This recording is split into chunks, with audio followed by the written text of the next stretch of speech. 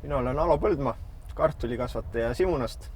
Kartuli kasvatamisega olen tegelenud, ütleme nii, et terve elu. Võin julgelt öelda, et olen 3. põlve kartulikasvataja. Minu isa ja minu onu on teada-tuntud kartulikasvatajad. Minu vanaisa, eks kartulikasvatuses tulebki teha sedasama füüsilist tööd siin kartul ära kasvatada ja see vaost üles saada. Aga tihtipeale raskem töö on see kartuli mahamüümine. Me peame tegema väga tugevat turundust ja ka turustust, et see Eestimaa kartul jõuaks Eestimaa inimesteni.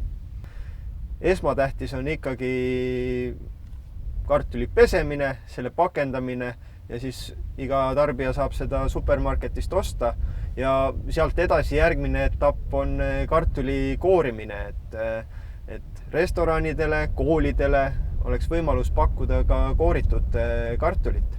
Noortalunikuks hakkasin 2010 aastal, kui ülikoolis õppides leidsin võimalusi või vahendeid, et taotleda noortaluniku toetust ja sedapidi hakata siis nii-öelda maal ettevõtlusega rohkem tegelema ja sellesse nii-öelda panustama. Et 2010 ülikooli ajast sai noortaluniku toetust taodeldud ja aasta-aastalt on püütud ettevõtmist siis edasi arendada.